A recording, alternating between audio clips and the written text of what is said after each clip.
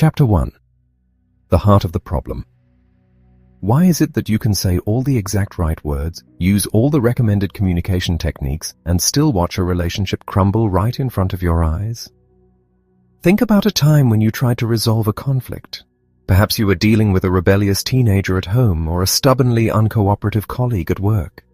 You read the articles, you practiced your patience, you carefully constructed your sentences to avoid sounding accusatory. You did everything right on the surface. Yet, the moment you opened your mouth, the other person immediately became defensive. The argument escalated, the distance between you grew wider, and you were left standing there, exhausted and bewildered, wondering why your best efforts only made things worse. We live in a world that is completely obsessed with behavior. We are constantly taught that if we want to improve our lives, our leadership, or our relationships, we simply need to change what we do. We are given scripts to read, steps to follow, and strategies to implement. But here is the profound, quiet truth that lies at the very bottom of every human interaction. People do not primarily respond to what you do. They respond to how you are being. We possess an incredibly sensitive, almost radar-like intuition when it comes to the intentions of others. You can smile, nod, and say all the most polite things in the world, but if beneath that polished surface you view the other person as an annoyance, a burden, or an enemy, they will feel it. They will instantly sense the hypocrisy, and they will react not to your polite words, but to the underlying hostility they feel radiating from you. This brings us to the deepest foundation of how we experience life and other people. In every single moment of our lives, as we go about our daily tasks, converse with our families, or negotiate in boardrooms, we are operating from one of two fundamental places. Our underlying way of being, the silent posture of our soul, is either a heart at peace or a heart at war. When you have a heart at war, your vision of the world becomes distorted. You no longer see the people around you as actual human beings. Instead, you begin to see them as objects. Think about what an object is. An object does not have feelings, fears, or a complex inner life. It only exists in relation to what it can do for you or against you. When our heart goes to war, we categorize the human beings in our lives into three types of objects. First, we see them as vehicles, things we can use to get what we want, like a stepping stone to a promotion or a means to an end. Second, we see them as obstacles, barriers standing in the way of our happiness, like a slow driver in traffic or a partner who disagrees with our financial plans. Or third, we see them as irrelevancies, background noise to be ignored, completely unworthy of our time or attention. Imagine a parent walking into a messy kitchen. If that parent's heart is at war, they do not see a tired child who perhaps had a grueling day at school and simply forgot to clean up. They see an obstacle. They see a disrespectful, lazy entity that is actively making their life harder. Even if the parent tries to speak calmly, their internal dialogue is screaming with judgment. The child, sensing this intense objectification and judgment, immediately goes on the defensive. They do not hear a request to clean the kitchen. They feel an attack on their character, and so they fight back. The parent feels justified in their initial anger. The child feels justified in their rebellion, and the war is officially underway. Now, imagine that exact same scenario, but with a heart at peace. Having a heart at peace does not mean you are a passive victim, and it certainly does not mean you ignore bad behavior or lower your standards. You can absolutely be firm, you can demand excellence, and you can require that the kitchen be cleaned. But the critical difference lies in how you view the person in front of you. When your heart is at peace, you see people as people. You recognize that the individual standing across from you has hopes, needs, cares, and fears that are every bit as real, legitimate, and profound as your own. If the parent enters that messy kitchen with a heart at peace, they still see the mess, and they still intend to address it. But they see their child as a human being who is struggling, learning, or simply exhausted. The correction is made, but it is made without contempt. It is made with an underlying current of respect. Because the child is being viewed as a person, they do not feel the need to defensively raise their emotional shields. They are far more likely to recognize their mistake, apologize, and correct the behavior simply because they feel understood and valued rather than attacked and minimized. This is the great illusion of human conflict. We spend our entire lives staring outward, pointing our fingers at the terrible behavior of our spouses, our bosses, our neighbors, and our society. We become absolutely convinced that if they would just change, if they would just behave better, then peace would finally be possible. We gather evidence of their wrongdoings. We build elaborate mental courtrooms where we act as the prosecuting attorney, the judge, and the jury, and we continually sentence the people around us to our own silent condemnation. But as long as our focus remains entirely on correcting the outward behavior of others while our own hearts remain at war, we will never find resolution. We will only create more of the exact friction we claim to despise. We cannot force peace into existence through sheer behavioral will.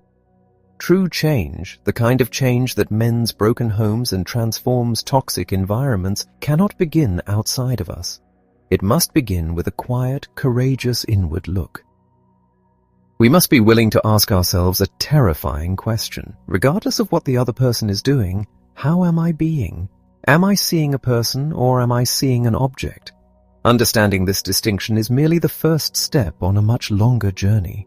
Recognizing that we have a warring heart is painful, but it is also the dawn of genuine freedom. Because once we realize that our primary problem is not the external circumstances we are facing, but rather the internal lens through which we are viewing them, we regain our power. We are no longer victims of everyone else's behavior. We are the architects of our own internal peace. The challenge now becomes understanding how our heart went to war in the first place and why we are so incredibly eager to stay there. Chapter 2. The Roots of Collusion. If you look closely at any persistent conflict in your life, you will almost always find a baffling contradiction. We spend immense amounts of energy complaining about the behavior of others, genuinely believing we want them to change. Yet, if we are completely honest with ourselves, our own actions are often perfectly designed to guarantee they keep doing the exact thing we claim to despise. To understand how this happens, we must look at the hidden mechanics of human interaction. When our heart is at war, and we reduce a human being to an object, an obstacle blocking our path or a nuisance we must endure, we begin to emit a silent, invisible frequency of blame. This frequency is powerful. It bypasses our careful words and polite smiles, striking the other person directly in their emotional center. And what happens when a person feels blamed, judged, or dismissed? They immediately put up their armor. They stop seeing you as a person too. You become their obstacle, their oppressor, their unreasonable burden. Imagine two brothers who run a small local retail business together. They have worked side by side for years, but a silent resentment has taken root. The older brother, who manages the finances and daily operations, feels that the younger brother is careless, disorganized, and doesn't take the business seriously. In his heart, the older brother has gone to war. He sees his sibling not as a complex person with different strengths, but as a perpetual liability, a heavy anchor dragging down the success of the shop. One afternoon, the younger brother makes a minor mistake with an inventory order. The older brother approaches him. He doesn't yell. He doesn't throw things. He might even use a calm, professional tone of voice when he points out the error and asks him to fix it. But beneath those calm words, the older brother's heart is screaming, "You are lazy. You are incompetent. You are forcing me to carry this entire burden alone." The younger brother hears the calm words, but he feels the crushing weight of the condemnation. Instantly, his own heart goes to war. He feels unfairly scrutinized, micromanaged, and disrespected. He looks at his older brother and no longer sees a stressed partner trying to keep the business afloat. He sees a controlling, arrogant tyrant who will never be satisfied. So how does the younger brother respond? He becomes defensive. He might roll his eyes, offer a sarcastic apology, or deliberately drag his feet while fixing the inventory order to assert his own independence. Now, pause and look at what has just happened. The older brother believed the younger brother was lazy and uncooperative. By approaching him with a heart of blame, the older brother actually provoked the younger brother into acting lazy and uncooperative. When the older brother sees this defensive reaction, what does he feel? He feels perfectly justified. In his mind, he says, "Look at him. I spoke to him completely reasonably, and he is still acting like a petulant child. I was right about him all along." Simultaneously, the younger brother feels completely justified in his rebellion. He thinks, "Look at him. I work hard all day. I make one small mistake, and he treats me like a criminal. He is impossible to please, so why should I even try?" This destructive dance is the very heartbeat of prolonged conflict. It is a state of mutual provocation where two people actively invite the exact behaviors they are complaining about. They are perfectly trapped in a cycle of shared blame. Each person requires the other to behave terribly because the other person's terrible behavior is the only thing that justifies their own bitter, warring heart. If the younger brother suddenly became perfectly organized and diligent, the older brother would lose his excuse for being resentful and controlling. If the older brother suddenly became warm and forgiving, the younger brother would lose his excuse for being rebellious and disengaged. Without even realizing it, they have become secret allies in their own mutual misery. They are colluding to keep the conflict alive, but the tragedy of a warring heart does not stop there. When we are engaged in this kind of deep-seated collusion, a terrifying psychological shift occurs. The conflict itself is no longer enough to satisfy us. Over time, the private battle between two people begins to feel insufficient to sustain the heavy burden of our justification. We begin to crave validation. We need absolute, undeniable proof that we are the innocent victim and the other person is the absolute villain. And so, we escalate. We begin to gather allies. We take our private war and we start recruiting soldiers. The older brother goes home and vents to his spouse, painting a vivid, one-sided picture of his siblings' incompetence, conveniently leaving out his own condescension. He tells the story in a way that forces his spouse to agree with him. "Can you believe what he did today?" he asks, practically demanding outrage in return. The spouse, loyal and supportive, agrees. The older brother feels a temporary rush of vindication. He has successfully expanded the war.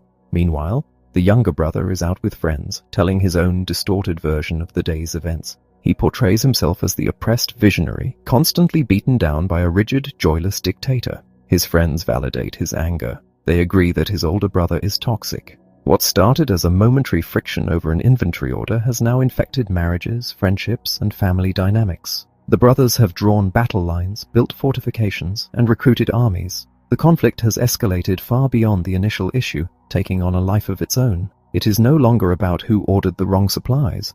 It is about pride, identity, and the desperate, burning need to be right.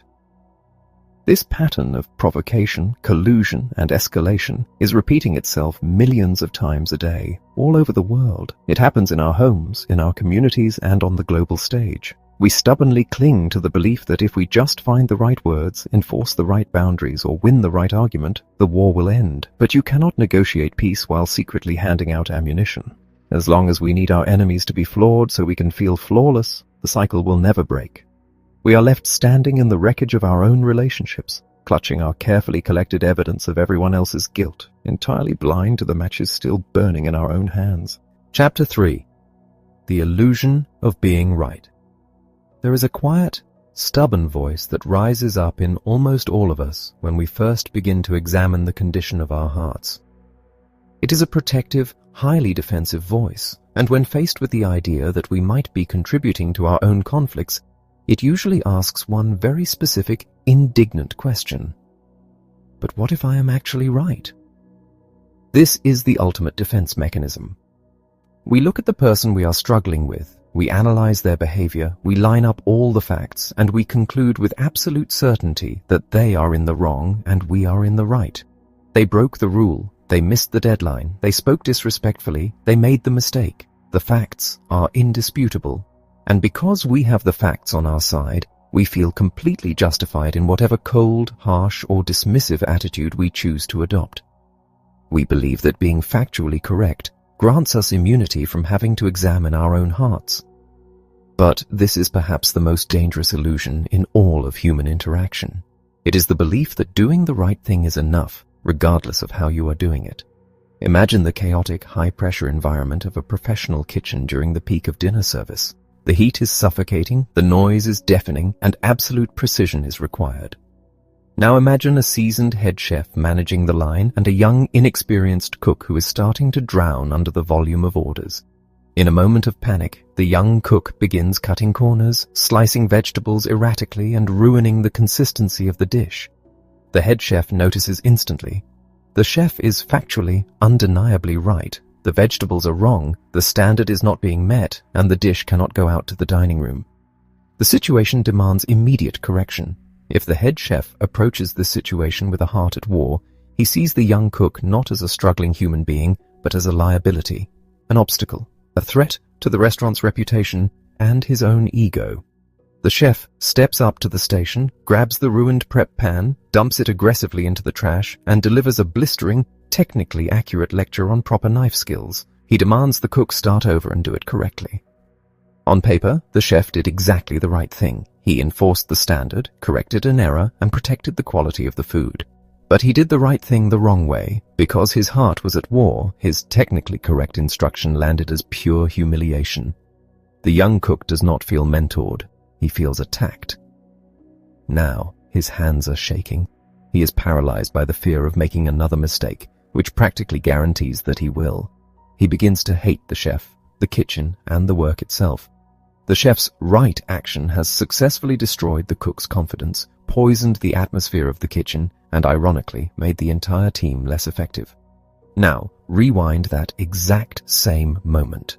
The young cook is falling behind, the vegetables are sliced incorrectly, the chef is still factually right, and the standard still must be enforced. But this time, the chef's heart is at peace. He looks at the cook and sees a person, someone who is overwhelmed, panicked, and losing their rhythm. The chef steps up to the station. He stops the young cook's frantic hands. He does not lower the standard. He does not say the messy vegetables are acceptable. But he looks the cook in the eye and corrects the grip on the knife with firmness and respect. He demands excellence, but he demands it from a fellow human being, not an object. Because the correction is delivered with a heart at peace, the cook feels the underlying support. The panic subsides. The cook exhales, realigns his focus, and successfully executes the task. The kitchen's rhythm is restored.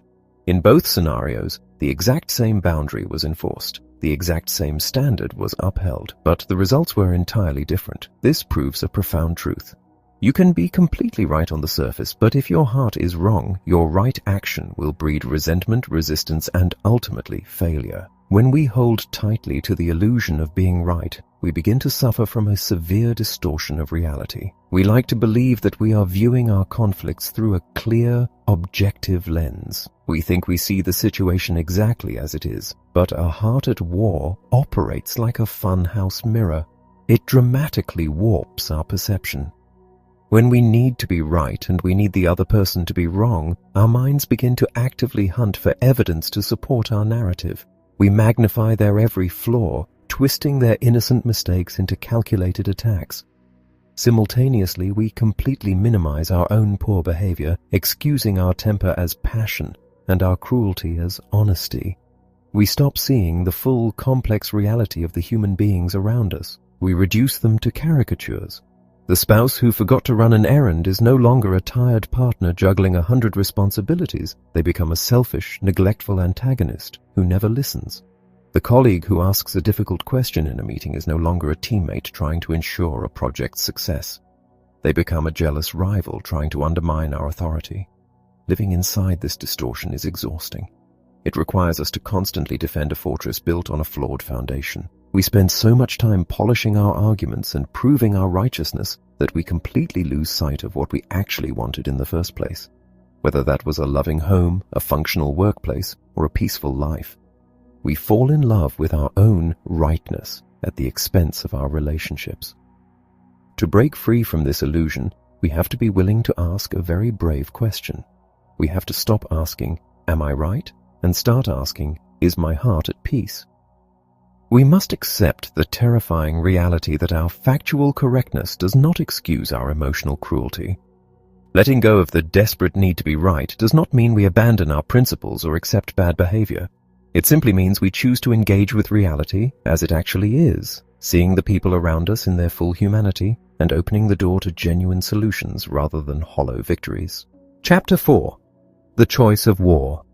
There is a fraction of a second, an incredibly brief and often unnoticed moment that occurs right before a conflict is born. It happens in the quiet spaces of our own minds, long before a harsh word is spoken or an angry glare is exchanged.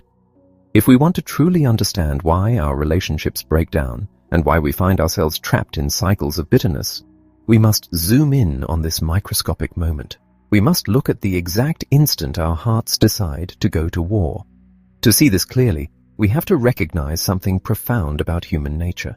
Beneath our egos, our stress, and our daily anxieties, we possess a deep, innate sense of our shared humanity.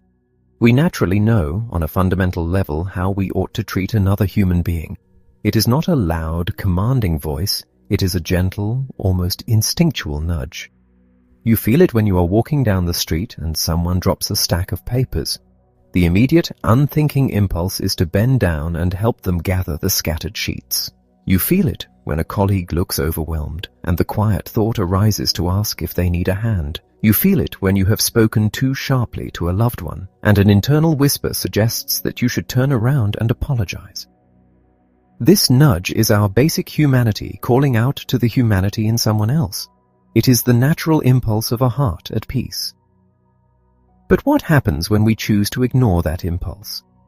Imagine you are sitting in a crowded, brightly lit conference room. It is a high-stakes meeting, and a teammate you occasionally compete with is giving a critical presentation. Halfway through, their technology fails. The slides freeze. A heavy, agonizing silence fills the room as they frantically click their mouse, their face flushing with panic. In that exact moment, you feel the nudge. Your basic humanity tells you to intervene. The quiet thought arrives. Ask a transitional question. Give them a moment to breathe and fix the screen. Throw them a lifeline. You know exactly what you should do to help this struggling person. But then, a second thought creeps in. You realize that if they fail, your own upcoming project might look better by comparison. You remember a time they did not support your idea in a previous meeting. And so, in that critical fraction of a second, you make a choice. You look down at your notepad. You press your lips together. You choose to stay perfectly silent and let them drown. This is the moment of self-betrayal. You had a sense of what was right, a sense of how to honor the humanity of the person standing at the front of the room, and you actively chose to go against it. You betrayed your own internal compass. The psychological fallout of self-betrayal is immediate and devastating. Because we are fundamentally moral beings, we cannot simply do the wrong thing and feel perfectly fine about it. When you ignore that call to help, a subtle but sharp discomfort arises within you. It is the quiet sting of guilt. But the human ego hates guilt. It despises feeling like the villain of its own story. So, to extinguish that uncomfortable feeling, your mind instantly goes to work. It must create a narrative that makes your failure to act acceptable, necessary, and right. In a matter of seconds, your perception of the room dramatically alters. You look at your struggling colleague, but you no longer see a person in distress. Your mind begins to build a case against them. You tell yourself, they should have prepared better. It is incredibly unprofessional to not have a backup plan. If I jump in and save them, I am just enabling their incompetence. Besides, they are arrogant. A little humiliation will build character.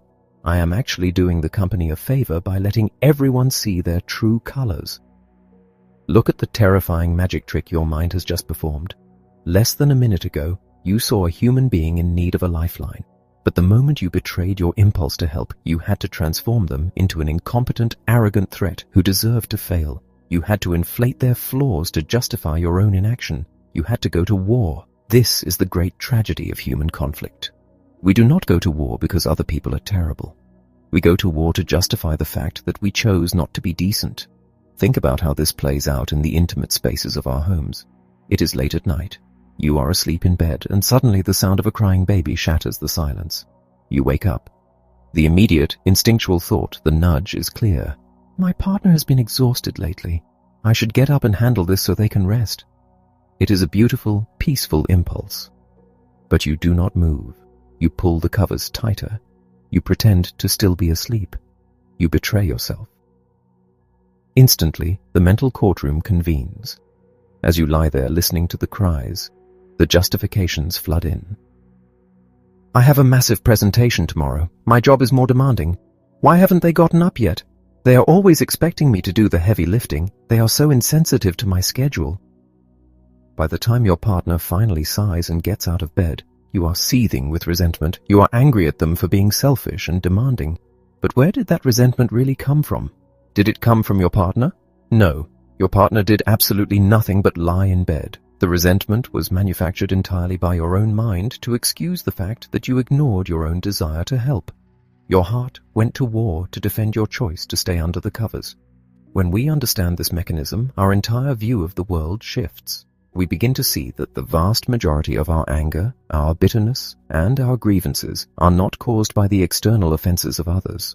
They are the heavy, exhausting armor we wear to protect ourselves from the knowledge that we have betrayed our own humanity. We desperately need the people around us to be flawed, inconsiderate, and broken, because if they are not, we might have to face the terrifying reality that we are the ones who turned away. The choice of war is never forced upon us. It is a strategy we willingly adopt to survive the guilt of our own self-betrayal. Chapter 5. The Anatomy of Justification. When we betray our own sense of humanity, when we ignore that quiet instinct to help, to listen, or to apologize, we immediately face a profound psychological crisis. We cannot live with the raw, uncomfortable truth that we chose to be unkind. To survive that guilt, we must construct a lie. We must build a story that makes our unkindness look like necessity and our coldness look like justice. We build an invisible, soundproof psychological fortress around ourselves, and we lock the door from the inside. Once we are inside this fortress of justification, our vision of the world is completely altered. We look out through narrow slits in the stone, and we no longer see the vast, complex reality of the people around us. We only see what the walls of our fortress allow us to see, and while everyone's fortress looks slightly different on the outside, the architecture of our self-justification generally falls into 4 distinct, highly destructive styles. Some of us build our walls out of superiority. When we choose to ignore the needs of others, we justify it by convincing ourselves that we are simply better than them. We elevate our own importance, our own intelligence, or our own work ethic to mythic proportions. Think of a highly driven, fiercely intelligent project manager. She works late every night. Her standards are impossibly high, and she is brilliant at her job. But when a junior team member makes a mistake, she feels the nudge to mentor them, to sit down, be patient, and guide them through the process. Instead, she sighs, rolls her eyes, snatches the work away, and fixes it herself. To justify that dismissive cruelty, she must put on the lens of superiority. She tells herself that everyone else is hopelessly slow, lazy, and incompetent. She believes she is carrying the weight of the entire company on her shoulders because no one else is capable. From her vantage point high up in her fortress, she feels a tragic sense of loneliness, but it is a self-righteous loneliness. She requires the people around her to be incompetent. Otherwise, she would have to admit that she is just an arrogant leader who refuses to teach. She views others not as people to be developed, but as flawed objects that constantly disappoint her brilliant mind. Other times, we do not use superiority to justify our wars. We use entitlement. We build our walls out of a silent, running ledger of everything the world owes us. Imagine a husband who has spent the last decade working a grueling, unfulfilling job to provide for his family. He has sacrificed his hobbies, his free time, and his energy. One Saturday, his spouse asks him if he can spend the afternoon helping to clean out the garage. He feels the natural, peaceful impulse to say yes, to be a partner in his home. But he doesn't want to. He wants to sit on the couch. When he says no, and he sees the disappointment on his spouse's face, guilt threatens to set in. To protect himself, he instantly activates his sense of entitlement. He begins recounting his sacrifices. I work 45 hours a week, he tells himself. I pay the mortgage. I endure a terrible commute. I deserve one single afternoon of peace. I deserve a partner who recognizes how hard I work instead of constantly demanding more. He transforms his spouse from a loving partner asking for help into an ungrateful, demanding tyrant who refuses to appreciate his sacrifices. He feels entirely justified in his resentment because, in his mind, he is owed a debt that is never being paid. Then there are the fortresses built entirely out of an obsession with image. For many of us, the most terrifying thing in the world is the thought of being exposed as flawed, ordinary, or failing. When we betray our humanity, we justify it by claiming we are simply protecting our necessary reputation. Consider a parent who is desperately concerned with how their family is perceived by the community. They want the perfect holiday photos, the high-achieving children, the flawless facade. When their teenager comes to them, struggling with severe anxiety and failing grades, the parent's immediate natural instinct is to hold their child and offer unconditional love.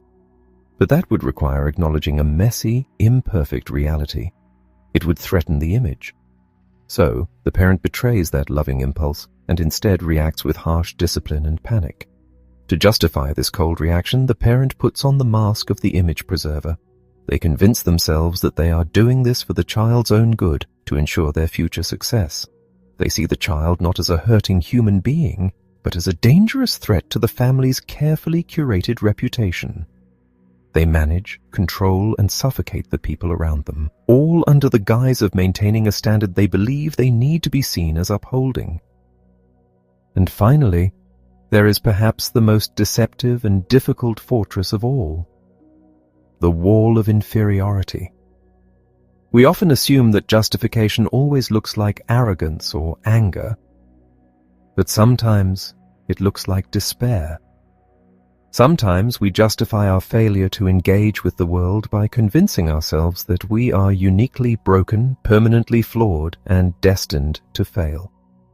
Imagine someone who has been deeply hurt in past relationships. They meet someone new, someone kind and genuine. The natural impulse is to open up, to be vulnerable, and to build a connection. But vulnerability requires courage, and courage is terrifying. So they pull away. They sabotage the relationship. To justify this self-sabotage, they wrap themselves in a heavy blanket of inferiority. They tell themselves, "I am just unlovable. I am too damaged. The world is too harsh for someone like me. They would have left me eventually anyway." By claiming to be worse than everyone else, they create the ultimate excuse for never trying. It looks like humility, but it is actually a deeply self-absorbed form of war. They become the tragic victim in their own play, requiring the rest of the world to be seen as privileged, lucky, and incapable of understanding their unique pain. They use their brokenness as a shield, demanding pity instead of participating in the hard work of mutual human connection. Whether we are looking down on the world in superiority, demanding payment in entitlement, hiding behind a flawless image, or drowning in our own inferiority, the underlying mechanism is exactly the same. We are using these justifications to avoid the terrifying vulnerability of seeing others as equals. We cling to these stories because they tell us that our conflicts are not our fault. They assure us that we are the heroes, the martyrs, or the tragic victims, and that everyone else is to blame. But look closely at what these fortresses actually do. They keep us perfectly, impeccably safe from ever having to change. And in doing so, they guarantee that we will remain entirely alone. We become prisoners of our own defense mechanisms, staring out at a world we have actively chosen to misunderstand, waiting for a rescue that can never come, because we are the ones holding the key to the locked door. Chapter 6. The Awakening. There is a specific, profound kind of silence that follows the collapse of a deeply held belief. For years, perhaps even decades, we can carry a heavy, exhausting narrative about someone in our lives. We have our evidence neatly stacked, our grievances perfectly memorized, and our walls of justification built high and thick. We feel incredibly safe inside this fortress because we know exactly who the villain is, and we know exactly who the victim is. But then, an unavoidable moment of reckoning arrives. A crack appears in the stone. The light of reality bleeds through, and suddenly we are forced to see the terrifying truth. We are the architects of our own misery. Imagine a young man who has spent the vast majority of his adult life estranged from his grandfather. Growing up, the older man was stern, unyielding, and quick to criticize. Whenever the young man fell short, the grandfather's disapproval was sharp and immediate. To survive this environment, the young man built a massive psychological fortress. He labeled his grandfather as an outdated, unfeeling relic, a harsh dictator incapable of genuine love. This story protected the young man. It excused him from ever having to reach out, from ever having to try to connect, because he had already definitively decided the old man was impossible to please. But years later, the young man is tasked with clearing out an old family home, and he stumbles upon a dusty, fragile box tucked away in an attic corner.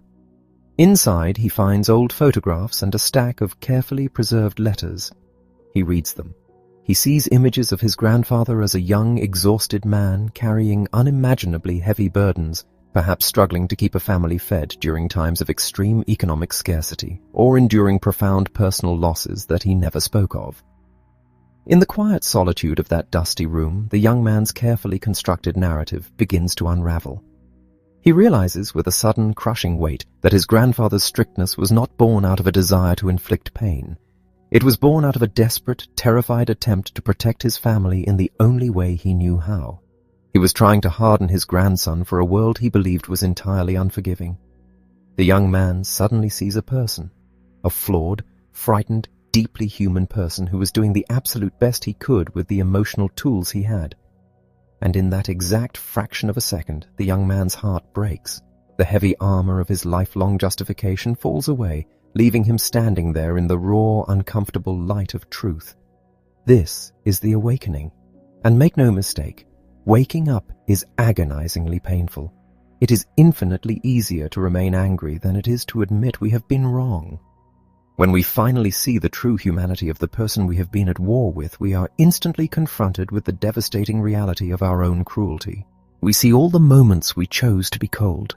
We see all the times we withheld love, all the petty remarks we made, and all the years we wasted fighting a phantom of our own creation. We realize that we were not bravely defending ourselves. We were actively participating in the destruction of the relationship.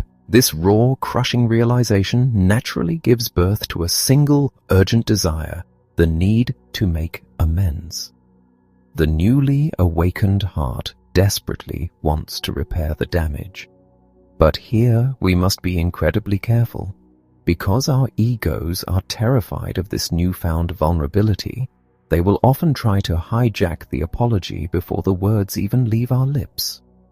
We have all offered and received apologies that come from a heart still secretly at war. I am sorry if you were offended, or I am sorry I yelled but you made me so angry, or let us just apologize and move on. These are not apologies. They are tactical maneuvers. They are subtle ways of maintaining our superiority while pretending to wave a white flag. A fake apology seeks to manage the situation, to smooth things over quickly, or to manipulate the other person into forgiving us so we can stop feeling the agonizing sting of our own guilt. It is a transaction, not a transformation. A genuine apology, an apology born from a heart that has truly found peace, requires complete, absolute surrender. It is not an explanation of your behavior. It is not a defense of your motives. It is the simple, devastating act of looking another human being in the eye and admitting that you failed them. It is saying, I have been carrying anger toward you, and I was entirely wrong. I made you into an obstacle. I ignored your pain, and I treated you unfairly. A true apology expects absolutely nothing in return. It does not demand immediate forgiveness because it recognizes that the damage caused by a warring heart may take a significant amount of time to heal. When you apologize from a place of peace, you are not trying to control the other person's reaction. You are simply stepping out of the dark and aligning yourself with the truth. You are giving them the gift of acknowledging their humanity, often for the very first time. Waking up and offering a genuine apology is not the end of the journey. It is merely the clearing of the wreckage. We have finally stepped out of our fortress and dropped our weapons on the ground. We are standing in the open, looking at the other person with clear, undefended eyes. But standing on open ground leaves us entirely exposed to the elements. The profound challenge we now face is how to walk forward. How do we keep our hearts from fleeing in panic back into the safety of justification the very next time we are provoked? How do we actually begin the terrifying, beautiful work of walking in someone else's shoes? Chapter 7. Stepping into empathy. When the heavy walls of our justification finally crumble and we step out into the open to offer a genuine apology, we experience a profound sense of relief. The exhausting burden of maintaining our anger is lifted, but very quickly that relief is replaced by a deep, unsettling vulnerability. We are standing on the battlefield without our armor, looking across the space at the person we have been fighting. The apology has cleared the air, but an apology alone does not rebuild a relationship. It simply creates a neutral territory. The terrifying, beautiful question that immediately follows an awakening is this: how do we actually walk forward and build a lasting peace? To understand how to cross that neutral territory, we must examine how we usually move through the world. Most of us go through our lives wearing incredibly thick, heavy boots. These boots are made of our titles, our life experiences, our accumulated knowledge, and our perceived moral authority. A parent wears the boots of age and responsibility. A manager wears the boots of corporate rank and past successes. A spouse might wear the boots of being the primary earner or the one who manages the household. These boots serve a very specific purpose. They protect us. They elevate us slightly above the messy, unpredictable dirt of human emotion. When we are wearing them, we do not have to feel the sharp stones or the uneven ground that the people around us are stumbling over.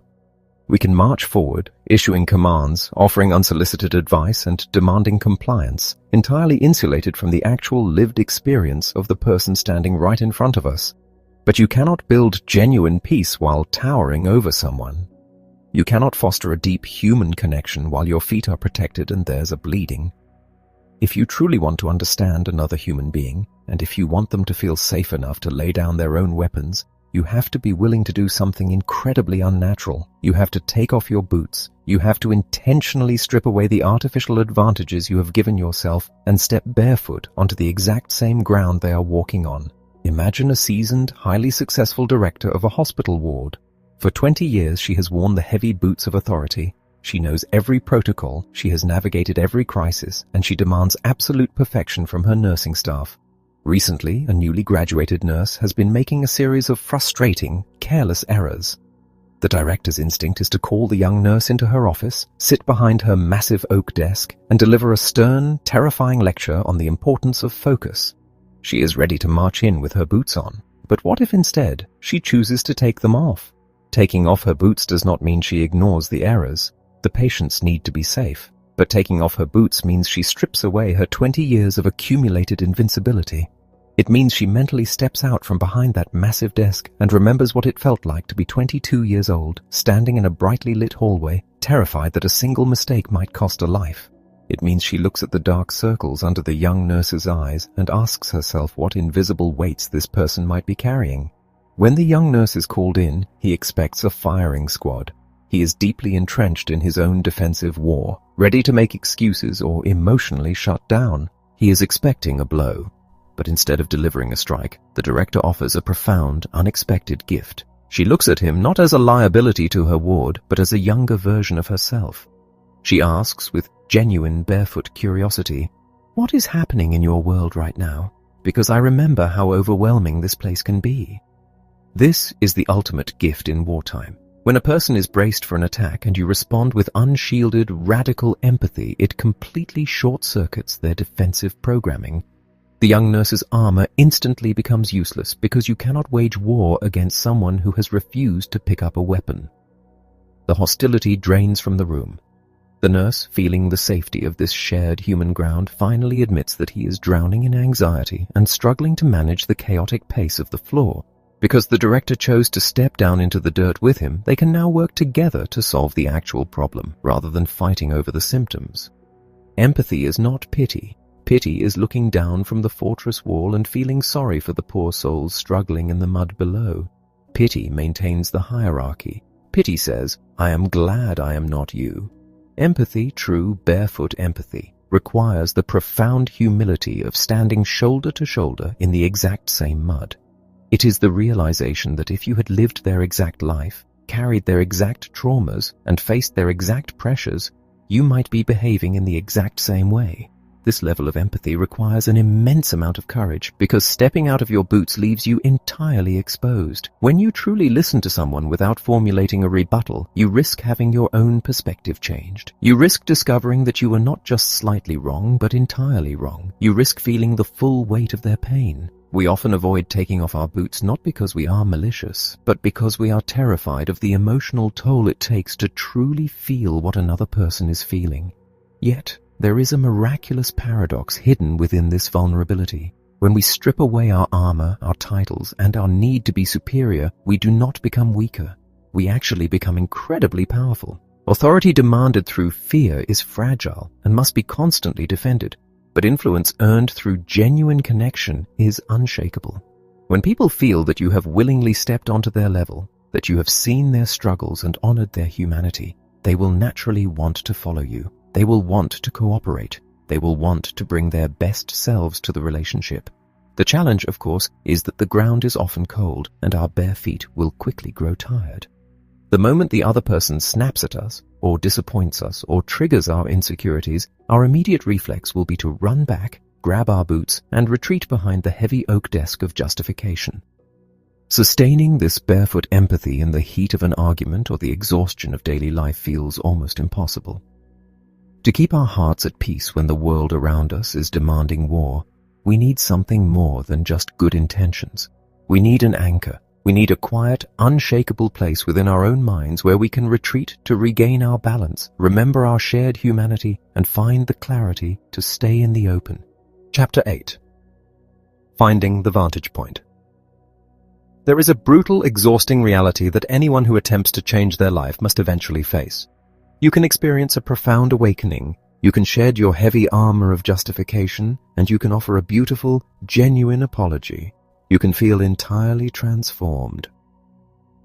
And then, Monday morning arrives. You walk into your home or your office, your heart wide open and completely at peace, and the very person you are trying to heal a relationship with makes the exact same sarcastic, biting comment they have made 1,000 times before. Instantly, the peace shatters. Your face flushes, your chest tightens, and the heavy boots of your ego practically leap back onto your feet. Why is it so terrifyingly easy to fall right back into the war? It happens because our minds and bodies are deeply, instinctively conditioned to protect us. When we perceive an attack, our nervous system does not care about our recent philosophical breakthroughs or our desire for harmony. It only cares about survival. The ego flares up, whispering a frantic warning that if we do not fight back immediately, we will be crushed, humiliated, and defeated. To stay in the open, to remain barefoot and peaceful when someone is deliberately stepping on your toes, requires an act of profound, almost counterintuitive strength. It requires an absolute, unconditional surrender. The word surrender usually conjures images of weakness, of waving a white flag, giving up, and letting an adversary walk all over you. But in the landscape of human relationships, surrender is the exact opposite of defeat. Surrender is the conscious, courageous decision to drop the heavy, exhausting burden of needing to be right. It is the realization that you do not have to attend every single argument you are invited to. You do not have to fiercely defend your character every time it is misunderstood by someone who is committed to misunderstanding you. Imagine a dedicated community organizer who has poured her entire life into revitalizing her neighborhood. For months, she has been clashing with a deeply cynical, relentlessly critical member of the city council. Every time she presents a solution, he mocks it. After recognizing her own warring heart, she decides she wants to approach him differently. She takes off her boots. But the very next time they sit across from one another, he immediately launches into a condescending tirade, insulting her lack of political experience and dismissing her hard work. In a fraction of a second, the overwhelming instinct to strike back consumes her. She wants to humiliate him with facts, to expose his laziness, to go to war. If she fights back, she loses her peace and perfectly feeds his justification. He will feel vindicated in his belief that she is just an overly emotional amateur, but if she simply sits there, swallowing the abuse while seething inside, she is still at war. She has just driven the conflict underground. To escape the battlefield entirely, she cannot just rely on willpower. She must find a vantage point. She must locate a sanctuary within her own mind, a place completely untouched by the toxic, frantic energy of the room she is currently sitting in. We all have these sanctuaries, even if the noise of our daily lives has caused us to forget them.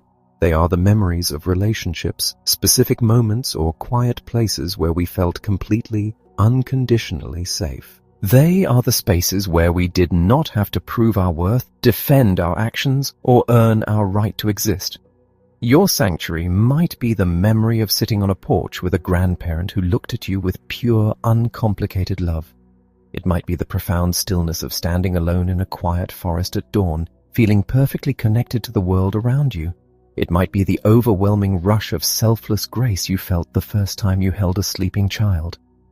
When the organizer feels the blood rushing to her face, she does not engage with the councilman's insults. Instead, she intentionally shifts her internal gaze. She remembers her sanctuary. She vividly recalls the memory of a beloved mentor who believed in her long before she ever believed in herself. She focuses intensely on that memory. She remembers the warmth of that mentor's office, the sound of their deeply encouraging voice, and the profound feeling of being seen as incredibly capable and entirely human. She lets the emotional weight of that memory flood her nervous system, You cannot feel deep, unconditional love and bitter defensive rage at the exact same moment. The human mind simply cannot occupy both spaces simultaneously. By actively relocating her heart to a place of pure peace, the organizer radically changes her vantage point. She is no longer standing in the muddy trenches, trading fire with an enemy.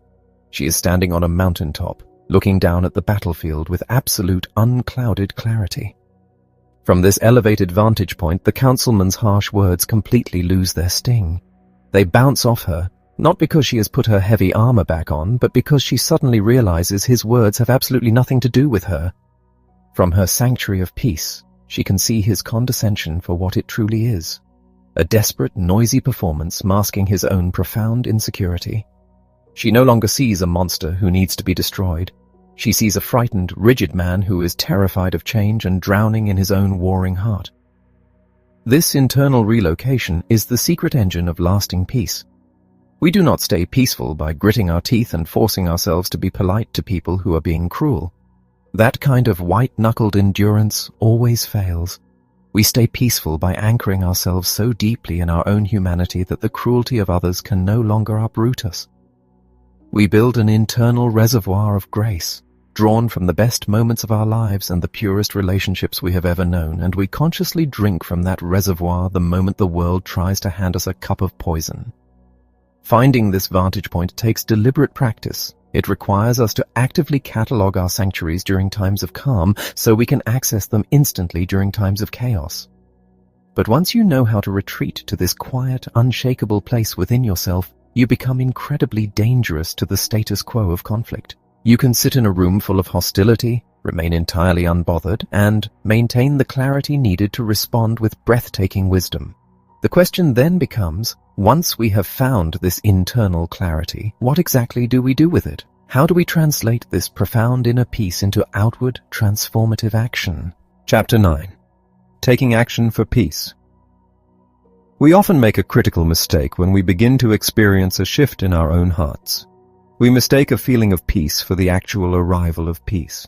It is relatively easy to sit in the quiet solitude of your own home, completely isolated from the demands of the world, and feel a profound sense of enlightenment. You can find your vantage point, remember your sanctuaries, and feel a sudden, beautiful wave of empathy for the people who have hurt you.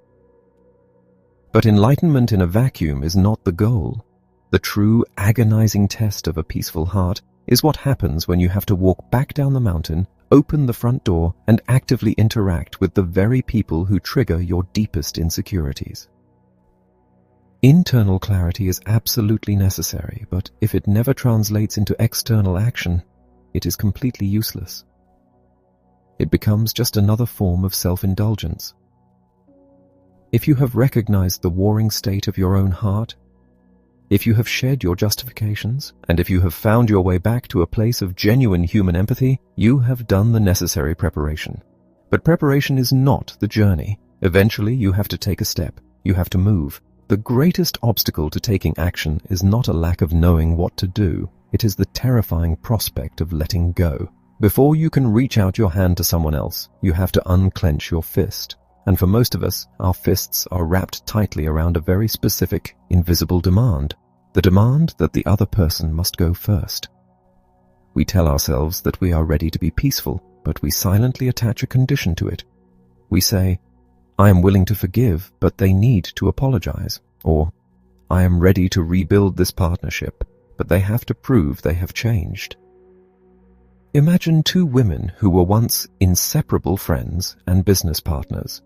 They built a creative agency together from the ground up, pouring their souls into the work. But as the business grew, the pressure fractured their relationship.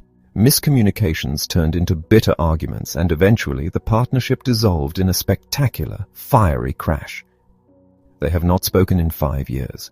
Now one of the women has gone through the painful process of waking up. She sees clearly how her own obsession with control and her own unspoken resentments fueled the destruction of the agency. She finds her vantage point.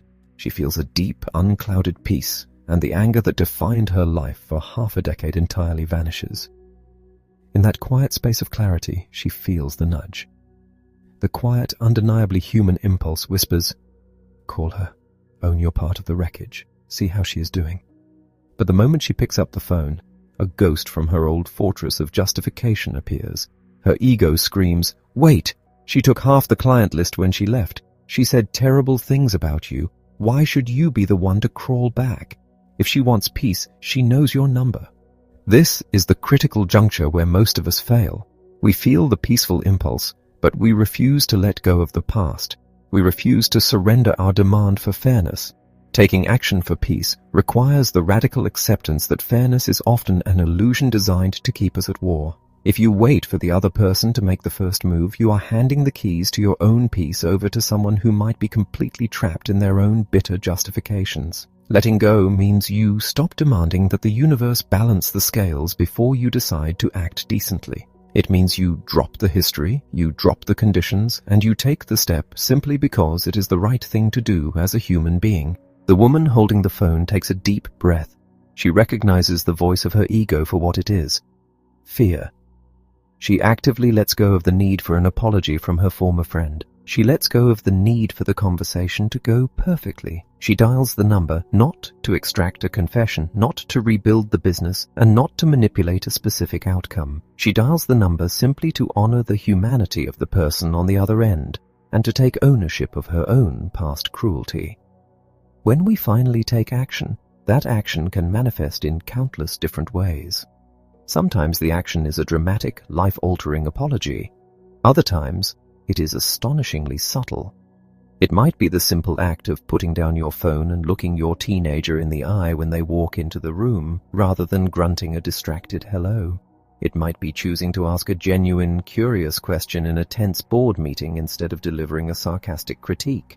It might be deciding to do a household chore that you absolutely hate, not with a sigh of heavy martyrdom, but with a quiet, unseen spirit of giving. Action cements the peace. A peaceful heart is like a muscle. If you do not use it to lift something in the real world, it will atrophy. The moment you feel the nudge to help, to listen, or to soften your tone, you must act on it immediately. Delay is the fertile ground where new justifications grow. If you pause to overthink your peaceful impulse, your ego will find 100 logical, rational reasons why you should stay safe, stay silent, and stay at war. It is also vital to understand what taking peaceful action does not mean. Having a heart at peace does not mean you become passive. It does not mean you allow people to trample over your boundaries, abuse your generosity, or lower the standards of your home or your workplace. In fact, some of the most difficult, firm actions we take in life, like firing an employee who is poisoning a team, or setting a strict boundary with an addict, or walking away from an emotionally destructive relationship, can only be done correctly if our hearts are at peace. If you set a boundary with a heart at war, it is an act of punishment. The other person feels the contempt, and they fight back. But if you set that exact same boundary with a heart at peace, it is an act of tragic necessity. You are not trying to hurt them. You are simply refusing to participate in the destruction. Because you are acting without malice, your firmness has a completely different emotional resonance. It is rooted in strength, not anger. When you begin to consistently act upon the peaceful nudges you feel, a remarkable transformation occurs in the environment around you. The people in your life who have been braced for your usual defensive reactions will slowly begin to lower their own weapons. They will feel the shift in your frequency. They will realize that the war they thought they were fighting has lost its enemy. But navigating these individual moments of conflict and taking peaceful action is still, in many ways, a reactive strategy. We are responding to the friction of daily life. The ultimate question for anyone who wants to permanently transform their family, their business, or their community is this: how do we move from just putting out the fires to actually fireproofing the building? How do we build a robust, sustainable strategy that actively prevents these wars from starting in the first place? We must learn how to shift our focus from constantly trying to correct things that are going wrong to investing our energy in helping things go right. Chapter 10. The Pyramid of Influence. We spend the vast majority of our lives desperately trying to correct the things that go wrong. We act like emotional firefighters, rushing from one crisis to the next, armed with nothing but discipline, critique, and demands for better behavior. We sit our teenagers down to lecture them about their missed curfews. We pull our employees into conference rooms to reprimand them for missing crucial deadlines. We argue with our partners about the same domestic failures week after week. And yet, despite all of our exhausting efforts to correct these behaviors, the problems almost always return. We are left feeling helpless, wondering why our interventions never seem to produce lasting change. The reason our corrections fail so spectacularly is that we fundamentally misunderstand the architecture of human influence. We treat correction as if it is the only tool we possess, applying it forcefully and frequently. But in reality, the act of correcting someone's behavior is merely the very tip of a much larger, mostly invisible structure. If you attempt to balance an entire relationship on the tiny, sharp point of constant correction, that relationship will inevitably collapse under the pressure. True, sustainable influence is not built from the top down. It must be built from the ground up, resting on a broad, unshakable foundation. Think of your ability to positively influence the people around you as a massive, enduring structure. The very bedrock of this structure, the foundation upon which absolutely everything else must be built, is your own heart. Before you can change a single outcome in your home or your workplace, you must first secure a heart at peace. If you attempt to build a strategy of influence while secretly viewing the other person as an obstacle, a burden, or an enemy, every subsequent action you take will be poisoned. Your relationships will crumble because the ground beneath them is fundamentally unstable. Finding your vantage point, shedding your justifications, and reclaiming your empathy is the absolute prerequisite for everything that follows. Once that bedrock of a peaceful heart is secured, you can begin laying the stones of the next critical layer. Building the relationship. We cannot demand trust from someone in a moment of intense crisis if we have not actively cultivated that trust during times of calm. Building a relationship requires you to step out of your own agenda. It means taking the time to understand their world, listening without formulating a rebuttal, and showing genuine interest in their well-being when there is absolutely nothing wrong. It is the quiet, everyday work of proving that you value them as a human being, not just as a producer of results or an obeyer of rules.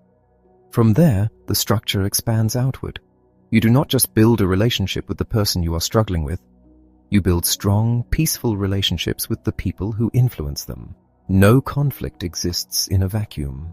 By fostering an environment of respect and empathy among the entire family, the whole team, or the broader community, you create an ecosystem where peace is the default language. You surround the tension with an overwhelming culture of mutual support.